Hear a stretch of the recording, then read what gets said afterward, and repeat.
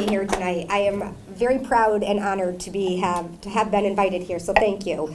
Well, you saw my video, so there's not really much I have left to say, so have a good night. No, I'm just kidding. So everything that has been said, yes, I did have a very successful career in the financial industry, being a financial advisor for many years. That's where I met my husband, who was also a financial advisor. So, after I got pregnant with my daughter, I decided I was going to be a stay-at-home mom, cut ties, be that person. So I sit home on the couch all day, as you could see in that video. No, but in all seriousness, I work about 14 to 16 hours a day, 6 days a week. I take Sundays off only to be with my family on just a regular, family day. I'm able to work so much because I work from home, so I'm able to make my own hours. I do get up around 5 o'clock every morning, have lots of coffee, and go straight to work in my office until my daughter wakes up. And from that point on, I go into mommy mode, I get her off to school, and then I go right back to work. I run about 30 different charity events a year. So my foundation, why did I open my own foundation, I'm often asked. Well, the reason being is that I spent so much of my time volunteering for major organizations, but we all know, where does the money go? It doesn't always go to where we think it's going, or at least to where we hope that it's going. So I've decided to open up my own foundation so I can determine where the money goes. I am completely volunteer, even though I'm the president and CEO. I never take a dime, and frankly, neither does any person that's a member on my board. It's all a volunteer basis. So with that being said, we're able to determine where we spend the funds, and where does that go?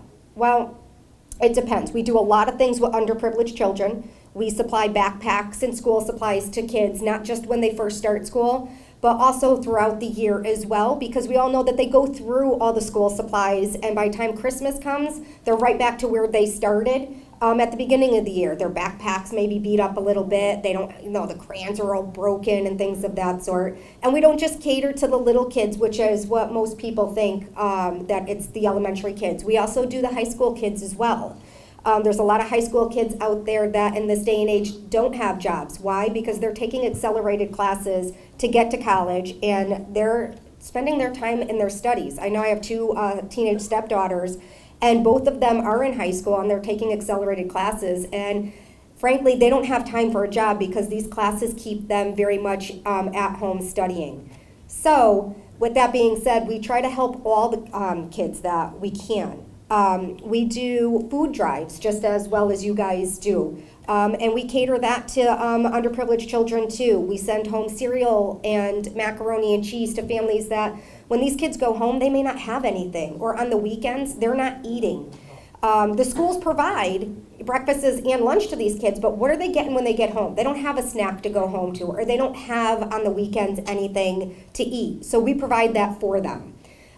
We do a lot with St. Jude's Children's Hospital. I had the privilege of going down to that hospital and touring the facility for 4 days and working in the hospital. And I honestly have to say, when you hear about kids that have cancer, it's sad. We all can shake our head and be like, yeah, that's really sad. But when you walk through this hospital and you see from infants in car seats to high school kids that have masks over their face because those are the kids that are in treatment, I have to tell you, it's a totally separate entity from what you think you know to actually seeing it.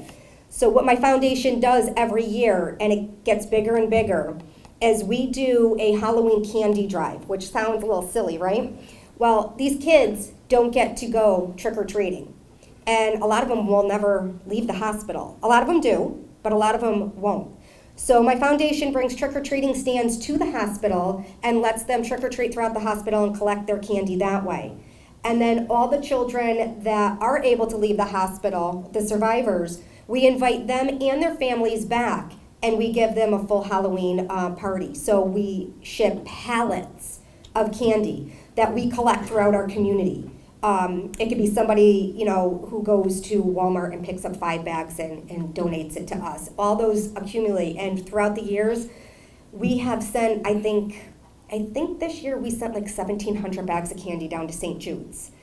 And we send school supplies down there because, sadly enough, even those kids that are going through treatment, they also have to still go through school and classes. So we send school supplies down to them. So that's probably the most major charitable organization that we have partnered up with and still give back to. But everything else is, you know, people that we know, people that you may know, whether it's a terminal illness. You know, I could sit here and tell you story after story after story of how many people that we have really helped. And sometimes we hold functions just to raise money for them individually, and sometimes we just do broad things to build up our bank account. So therefore, when the next person comes in line that we have to help, we have the funds to do so. We help people that have lost everything from a house fire to you name it, we will help. Of course, you know, there's protocol that we have to go through to make sure it's legitimate and people aren't going on vacation with donations and stuff of that sort, you know, and I say that because you only can imagine what you hear in the news, and a lot of nonprofit organizations do get these bad reputations because they're not using the money properly. So we always have to make sure that the person coming forth is legitimate with just simple protocol that we do, and then we go ahead and we help them.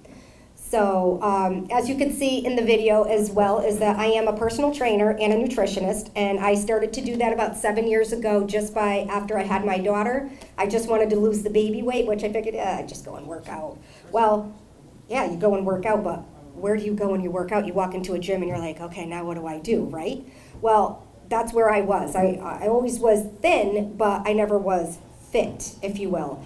So after being a stay-at-home mom for about 7 months, I had said, okay, well, enough is enough. I have ants in the pants and I have to do something. So I decided to become a personal trainer and learn all the tricks of the trade. Learn what clean eating was. Like, what does that mean? If you have no idea, you don't know what that is. I figured I had to live on salad for the rest of my life, right?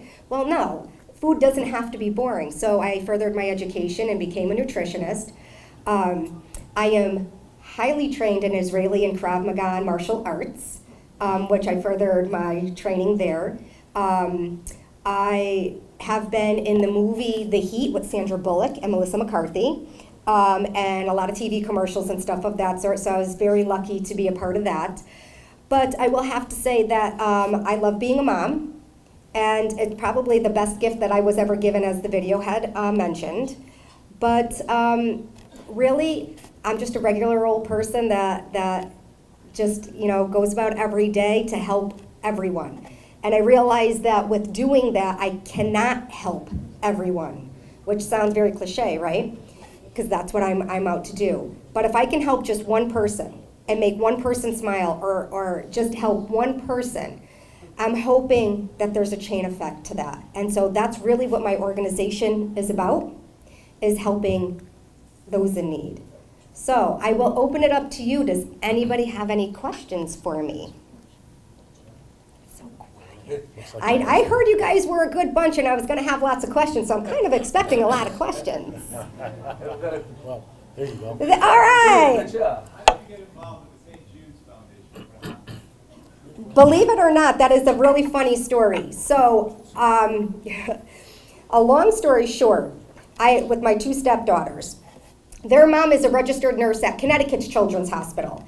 And after they would go trick-or-treating, they would beg me to keep their candy at my house, which I don't want in my house. That means I'm going to eat it, right?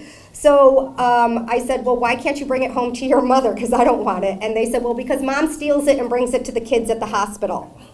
So I said, well, you can take your candy home and enjoy it. I will make sure Mom has enough candy for the kids at the hospital.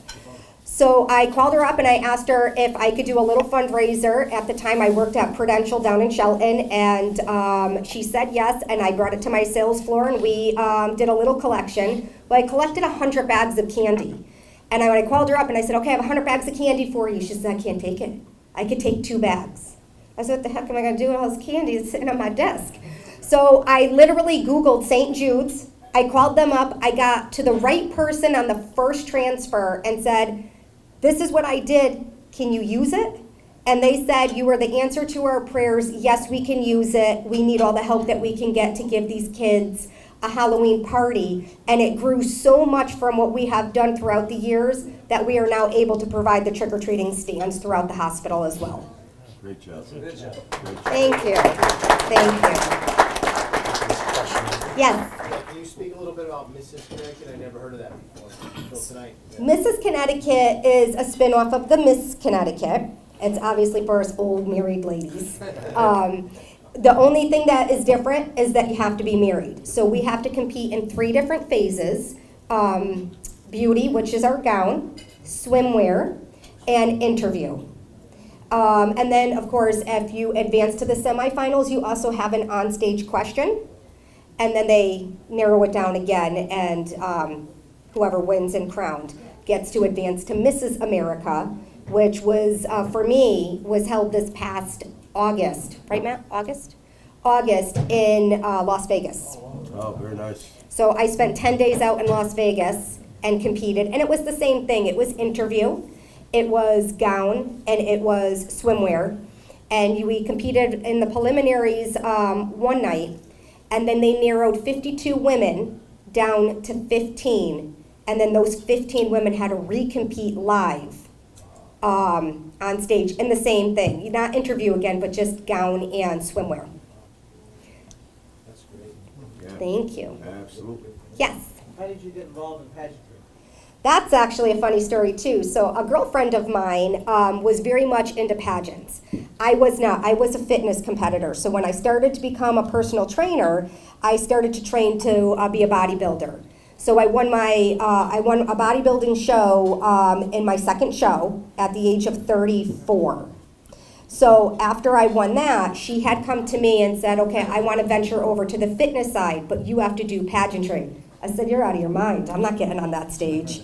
So with a little bit of prodding and a little bit of begging, she finally got me on the stage. And in 2014 was the first year I competed for Mrs. Connecticut, and I took first runner-up. So I went back in 2015, and I took first runner-up again. I was devastated. I was like, all right, well, that was not in the cards for me. I'm going to give up. I'm done with pageantry. It was fun. It was great. I loved it, but I'm not going to win Mrs. Connecticut. I actually had no intentions of going back in 2016, and actually wanted to hit the fitness stage at the World Championship one more time before I kind of like retired from competing altogether. And that trip to California fell through, and I wasn't able to compete in fitness. So 3 weeks before the Mrs. Connecticut pageant, I called up the director, and I actually, believe it or not, still had no intentions of competing. I called her because I wanted to offer an achievement award to one of her contestants through my foundation on stage. And she said to me, at the end of the conversation, we talked for about an hour, and I was like, okay, I got this, I got that, I'm gonna present on stage, perfect. And she said to me, so why aren't you competing? And I really didn't have an answer to that, besides, I don't know. So I thought about it, and she literally said to me, you have 24 hours to make your decision before the program book goes to print. All of my friends and my family said, you're out of your mind if you don't try one more time. So I said, all right, let me give it my all. I gave my all one last time, and I finally won. Great job. Thank you. Anybody else? Yes. So what are some of the other organizations you give to besides St. Jude's? I used to do the American Cancer Society, and I say that I love the American Cancer Society. I think it does wonderful things, but I stopped giving to them and did more for their Relay for Life than I did just giving to them because I wanted to be more involved. I have done various veterans projects throughout the state. I actually travel throughout the United States doing a lot of things for the veterans because I think that's very important to keep our veterans happy and to thank them for the service because it's not a job that I could ever do, and I'm very proud to say that I support them. So we do various veterans. We do St. Jude's. We do, I cook for homeless shelters. What else do I do? Trying to think. From Connecticut? What do I do? Within Connecticut, yeah. Yeah, do you know? Organizations, charities. I know. I can't think So off the many. top. There's so, that's the problem. There's so many, and I don't turn anyone down. So anyone who comes to our foundation looking for help or needs a little bit of extra, we help them with. I'm building 4 libraries in Meriden inside nursing homes and funding it with books through the foundation because the residents at nursing homes, they need something to do. And let's face it, when we have someone in a nursing home, we don't visit as often as we probably should. We don't visit our families as often as we probably should, right? So the residents that are in nursing homes need something to do as well. So our foundation is building 4 libraries in the town of Meriden. Right, we do a lot of things with the fire departments. We fund toys for them to keep in the fire trucks as well as teddy bears. So when they go on calls and there's a distressed child, they distract them with a toy to kind of get them calm, whether it's a car accident or a house fire or something of that sort. Our foundation has also partnered up with the Meriden Fire Department. Overall, they do a spirit of giving. And we fill the back of the sleigh with toys because the spirit of giving goes around to certain families. I'm really not sure the process of how they pick these families that are in need and hooks them up for Christmas for toys and presents for their entire family. Well, they don't announce to anyone that they're coming. So when the entourage of fire trucks and ambulances show up at this house, they have a Santa sleigh that Santa and Mrs. Claus are on. And so when the neighboring kids come out to see what all the hustle and bustle is about and they see Santa, there's toys in the back of that sleigh for the kids next door as well. So our foundation funds all that as well. So we do a lot. Great. Very good. Realizing your competitive spirit, what's next when you pass the crown on in August for Mrs. Connecticut? I'm retiring. I am retiring. Sounds like we've heard that one a few minutes ago. Yeah, I try. My director has already had me trying to tell me to come back to Mrs. Connecticut. So you can recompete for the title. You have to wait a year, so I have to crown my successor. And if I ever did want to go back to Mrs. Connecticut again, I'd have to win Mrs. Connecticut again in order to advance to Mrs. America. But my plans is the next Mrs. Connecticut is at Foxwoods Casino in May, and my plan is to hang up my crown and retire. It's Mother's Day weekend that Saturday. I think it's the 12th or the 13th. I guess we're gonna have to fly out there. Come to Foxwoods. Come see me. Come see me. I will pass on the crown, and then I'm officially retiring. Anyone else? You know what part of Italy your ancestors are from? All right, you're all gonna laugh at me. Because every time I say this, they all say, you are not from Italy, you just carry the name. Am I saying it right? Genoa? Genoa. Genoa is where my family is from, but I've never been to Italy. It's on my bucket list. So I'm sure I have about, 30, 40 people who will take me. Oh, yeah. Without your husband. I gotta leave him home. Let me think about that. Okay, when do we go? Listen, I have 3 kids at home and a husband. I will go to Italy without them for a few days. If I don't have to hear the word, Mom. We can leave tomorrow. Well, let's go. My bags are packed. That's a good. I wanted to thank you so much again for having me. It really was a pleasure to come here and speak, and I hope you enjoyed it as much as I did. Thank you. Nice job. Allyson, on behalf of me